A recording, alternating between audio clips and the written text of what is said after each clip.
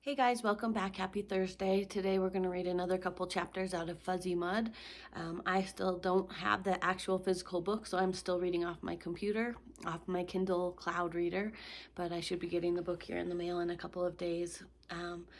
We left off at the end of chapter 5, and at the end of chapter 5, they had cut through the forest. We know that they're running away from the bully, and right now, the last sentence says, she looked back up the hill and shouted, "Marshall, Marshall, we're saved." So, chapter 6 is called The Ergie.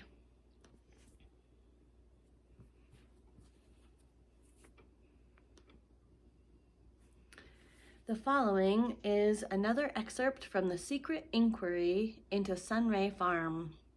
Senator Wright said, "As I understand it, you invented bioline while you were still in college?" Jonathan Fitzman: "Well, not exactly. I got a C- on the paper that I wrote about my idea for the ergie. So then I dropped out of college, and then I continued to work on it in my parents' garage. They weren't too thrilled about that, if you know what I mean." Senator Wright: "Mr. Fitzman, would you please try to not swing your arms so much as you answer our questions?" Jonathan Fitzman: "Oh, was I swinging my arms? Sorry, I have trouble sitting still too long. I think better when I'm moving." Senator Wright: "So what exactly is this ergie of yours?" Jonathan Fitzman laughs. That's just what I call the little guy. It's short for ergonym. It's a single-celled, high-energy microorganism. Very intense. Totally awesome. I got a tattoo of one of them on my arm. If you want to see what it looks like, it's an exact replica." "I can't see anything," said Senator Foote. Senator March: "Me neither." Jonathan Fitzman: "Well, like I said, it's an exact replica. Ha ha ha. It's the smallest tattoo in the world. You'll need an electron microscope to see it." Senator Wright said, "And there are more than 1,000,000 of these ergies in every gallon of bioline?" Jonathan Fitzman says, "1,000,000? Try 1,000,000,000,000 or a quadrillion, or I don't even know what comes after that, a gazillion?" Senator Wright says, "Try to control your arms, Mr. Fitzman." Jonathan Fitzman: "Sorry, I don't even have a chair at my desk in my office, so I just have to keep on moving." Senator Foote: "So are you no longer working out of your parents' garage?" Jonathan Fitzman: "No. I have this incredible laboratory now.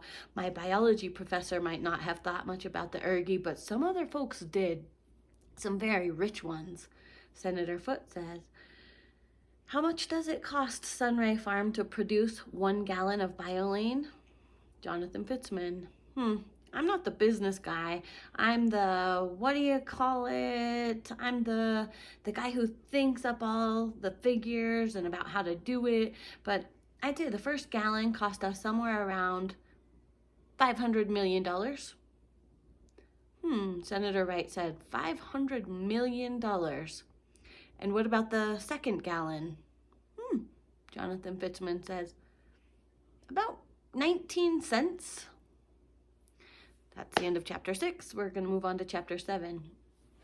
So chapter 7 is Tuesday, November 2nd at 4:10 p.m. "Be careful not to step in that," Tamaya warned as Chad Hillegas made his way around the strange mud.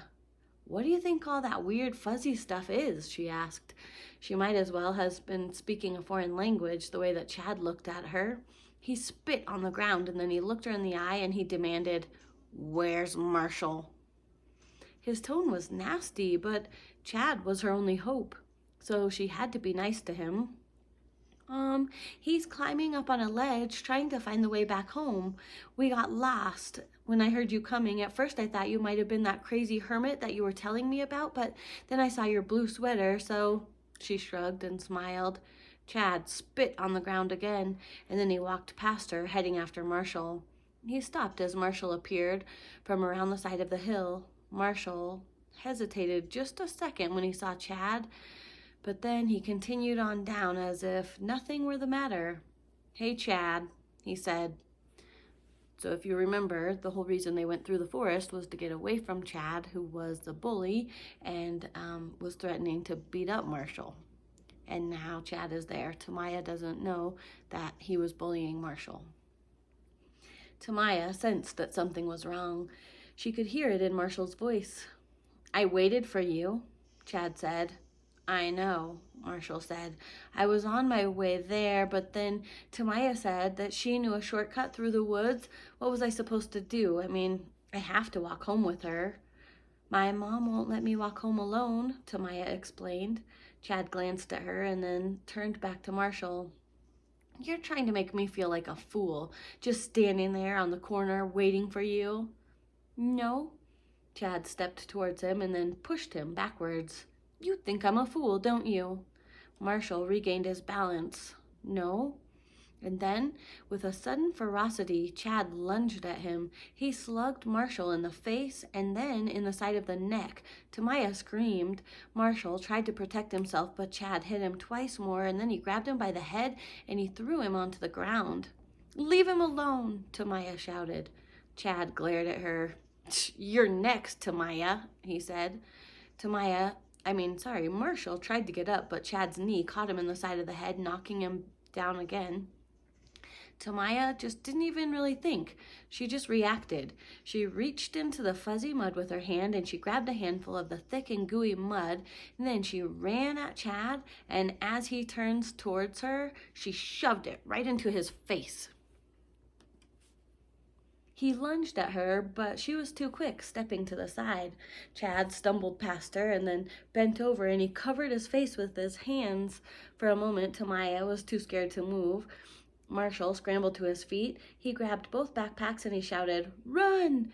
Tamaya ran as hard as she could for as long as she could until it felt like her lungs would explode. She didn't know if Marshall had seen the way home or if they were just running deeper into the woods.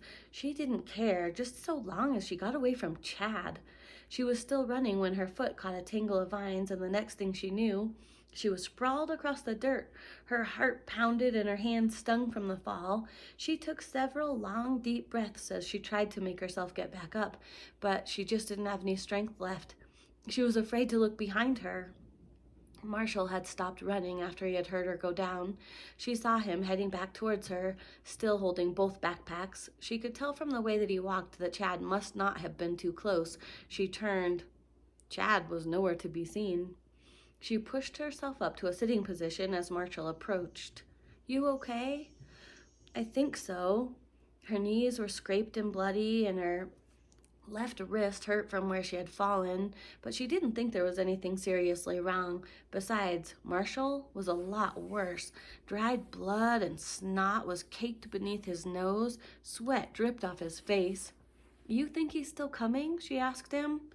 "I don't know, but if not today, tomorrow." Tamaya knew that was true. Chad's words still echoed inside her head. "You're next, Tamaya." And that was before she had even smashed mud into his face.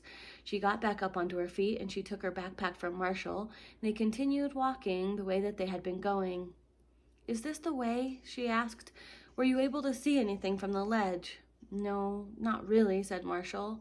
"So what did you do anyway to make him so mad?" "I answered a question in class." Tamaya didn't get it. "So?" "It's different in 7th grade, Tamaya. You're not supposed to act like you know anything." The sky was beginning to turn dark, and Tamaya worried that it wouldn't be long before they wouldn't be able to see anything. "Look, smoke," Marshall declared. "Where?" "It's smoke from a chimney," he told her. She tried to follow where he was pointing, and then she saw it too, gray smoke against the gray sky. They hurried towards it, although for all Tamaya knew, it could have been coming from the home of the crazy hermit. She imagined them as Hansel and Gretel going to the home of the evil witch. As they got closer to the source of the smoke, however, she saw that there wasn't just one isolated home, but a whole street of houses with parked cars and front lawns. Tamaya stepped over a short metal barrier onto the road. She felt like getting down on her hands and knees and kissing the asphalt, but Marshall might have thought that was too weird. She glanced back at the road sign and read "Dead End." The street lights came on as they were walking away from the woods. Tamaya suggested that they knock on somebody's door to see if they could get a ride home, but Marshall said that they didn't need to. He knew the way. It wasn't too far. Tamaya's right hand began to tingle, and she rubbed it with the other. It didn't exactly hurt. Her skin just felt sort of fizzy, like a freshly opened can of soda. Then it says 2 times 2 equals 4. We're going to read one more chapter. Chapter 8 is called One Little Ergonym. One Little Ergonym. The following is more of Jonathan Fitzman's testimony from the secret Senate hearings. Senator March. Excuse me, Mr. Fitzman, but I'm having a hard time getting my head wrapped around this. You said that there are more than 1 trillion of your ergonyms in every gallon of bioline. A lot more. These are, said Senator March, man-made organisms, right? So how could you possibly make that many? Jonathan Fitzman, you're right. That would be impossible. I only had to make 1. Senator March, I don't understand. Jonathan Fitzman, 1 ergonym capable of reproduction. That's the hardest part. That's what took me so long. The first few ergies I made were unable to survive the cell division process. The poor little fellows just kept exploding. Senator March, what do you mean exploding? Jonathan Fitzman, laughing. Kaboom! In the lab, we can watch the images from the electron microscope projected onto a giant computer screen. It's really quite cool. Every time one of my little ergies got to the cell division stage, kaboom! It looked like the 4th of July. Senator Wright, but eventually, I take it, you were able to create an ergonym that didn't explode? Jonathan Fitzman, the perfect ergonym. It took 2.5 years and $500 million, but we did it. 1 little ergie, and 36 minutes later, we had 2. The second one was an exact copy of the first, and 36 minutes after that, 4. Then 8. Then 16. Every 36 minutes, the population just keeps on doubling.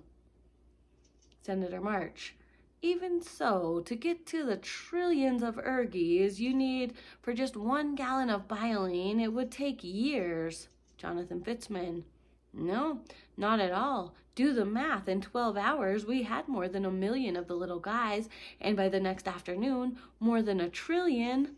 1 little, 2 little, 3 little ergonyms, 4 little, 5 little, 6 little ergonyms. So this is called exponential growth.